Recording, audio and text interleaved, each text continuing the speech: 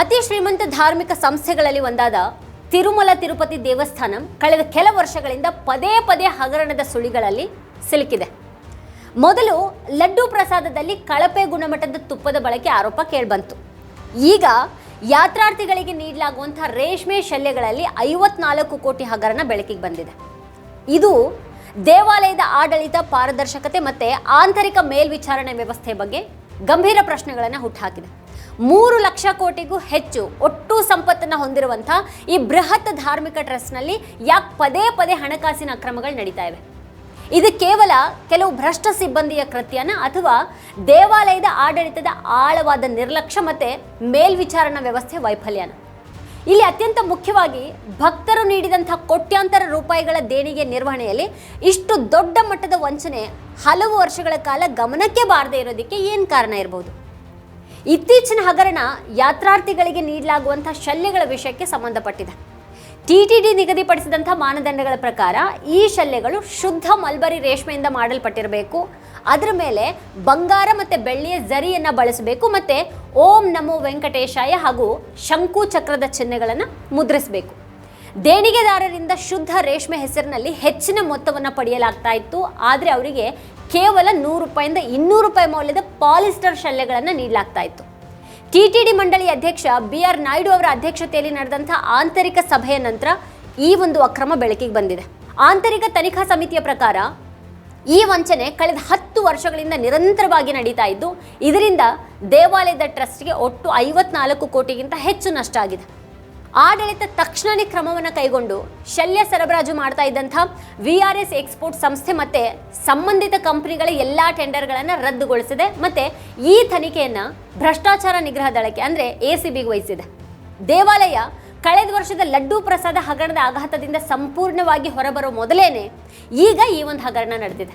September 2024ರಲ್ಲಿ laddu ತಯಾರಿಕೆಯಲ್ಲಿ ಬಳಸಲಾಗ್ತಾ ಇದ್ದಂಥ ತುಪ್ಪದಲ್ಲಿ ಭಾರೀ ಪ್ರಮಾಣದ ಕಲಬೆರಕೆ ಇರೋದು ಬಹಿರಂಗಗೊಂಡಿತ್ತು. 2019ರಿಂದ 2024ರ ನಡುವೆ ಸುಮಾರು 68 ಲಕ್ಷ ಕಿಲೋಗ್ರಾಂಗಳಷ್ಟು ಕಲಬೆರಕೆ ತುಪ್ಪವನ್ನು ಬಳಸಲಾಗಿದ್ದು, ಇದರಿಂದ ಸರಬರಾಜು ಕಂಪನಿ 50 ಕೋಟಿ ಗಳಿಸಿದೆ. CBI ತನಿಖೆಯಲ್ಲಿ ತುಪ್ಪ ಸರಬರಾಜು ಮಾಡ್ತಾ ಇದ್ದಂಥ ಕಂಪನಿ ಸಂಪೂರ್ಣವಾಗಿ ನಕಲಿ ಮತ್ತು ಅದರ ದಾಖಲೆಗಳು ಸಹ ಸುಳ್ಳು ಅಂತ ತಿಳಿದು ಬಂದಿದೆ. ಇಲ್ಲಿ ಆಶ್ಚರ್ಯಕರವಾಗಿ ಈ ಕಂಪನಿ ಯಾವತ್ತಿಗೂ ಕೂಡ ಹಾಲು ಅಥವಾ ಬೆಣ್ಣೆಯನ್ನು ಖರೀದಿನೇ ಮಾಡಿಲ್ಲ. ಆದರೂ ಕೂಡ ಹಲವು ವರ್ಷಗಳ ಕಾಲ ದೇವಾಲಯಕ್ಕೆ ತುಪ್ಪ ಮತ್ತು ಬೆಣ್ಣೆಯನ್ನು ಸರಬರಾಜು ಮಾಡ್ತಾ ಇತ್ತು. ಈ ಪ್ರಕರಣದಲ್ಲಿ ಆಂತರಿಕ ಕೈವಾಡವನ್ನು ದೃಢೀಕರಿಸುವಂತೆ TTD ಸಿಬ್ಬಂದಿ ಮತ್ತು ಡೈರಿ ತಜ್ಞರು ಸೇರಿದ ಹಾಗೆ ಹಲವರನ್ನು SIT ಅರೆಸ್ಟ್ ಮಾಡಿದೆ. ಈ ಸತತ 2 ಹಗರಣಗಳು TTD ಆಡಳಿತದ ವಿಶ್ವಾಸಾರ್ಹತೆ ಮೇಲೆ ಕಪ್ಪು ಚುಕ್ಕೆಯನ್ನು ಮೂಡಿಸಿವೆ. ಶಲ್ಯಗಳಲ್ಲಿ 54 ಕೋಟಿ ವಂಚನೆ 10 ವರ್ಷಗಳ ಕಾಲ ಮತ್ತು ಲಡ್ಡು ತುಪ್ಪದಲ್ಲಿ 50 ಕೋಟಿ ಕಲಬೆರಕೆ 5 ವರ್ಷಗಳ ಕಾಲ ನಡೆಯೋದಕ್ಕೆ ಹೇಗೆ ಸಾಧ್ಯ ಆಯಿತು?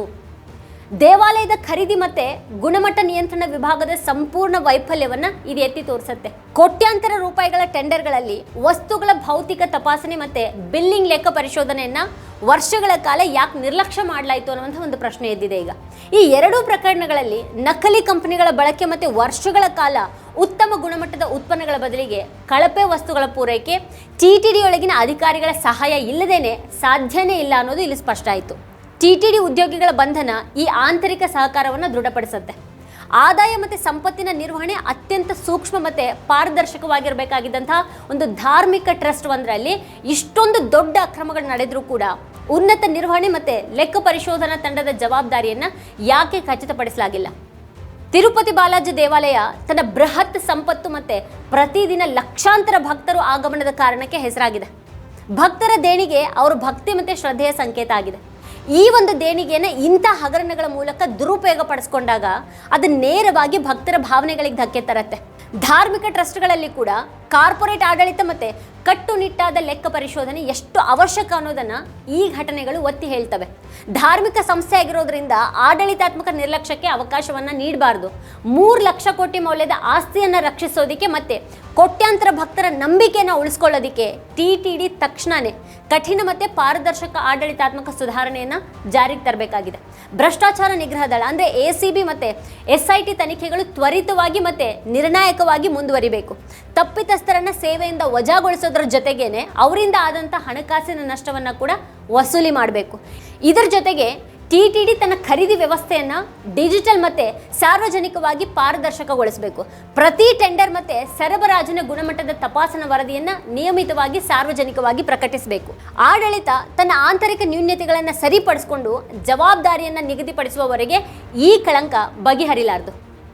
ವೀಕ್ಷಕರ ಕುರಿತಾಗಿ ನೀವೇನು ಹೇಳ್ತೀರಿ, ಏನು ಅನಿಸುತ್ತೆ ನಿಮಗೆ? ಅದನ್ನು ವಿಡಿಯೋದ ಕೆಳಗಡೆ ಕಮೆಂಟ್ ಮಾಡಿ ನಮಗೆ ತಿಳಿಸಿ. ಇದೇ ಹೊತ್ತಿನ ಸ್ಪೆಷಲ್ ನೋಡ್ತಾ ಇರಿ ವಾರ್ತಾಭಾರತಿ. ನೀವಿನ್ನು ವಾರ್ತಾಭಾರತಿ ಯೂಟ್ಯೂಬ್ ಚಾನಲನ್ನು ಸಬ್ಸ್ಕ್ರೈಬ್ ಮಾಡಿಲ್ಲ ಅನ್ನೋದಾದರೆ ಈ ಕೂಡಲೇ ಸಬ್ಸ್ಕ್ರೈಬ್ ಮಾಡಿ, ಹಾಗೆ ಪಕ್ಕದಲ್ಲೇ ಇರುವಂಥ ಬೆಲ್ ಐಕಾನ್ ಪ್ರೆಸ್ ಮಾಡಿ ನಮ್ಮನ್ನು ಪ್ರೋತ್ಸಾಹಿಸಿ.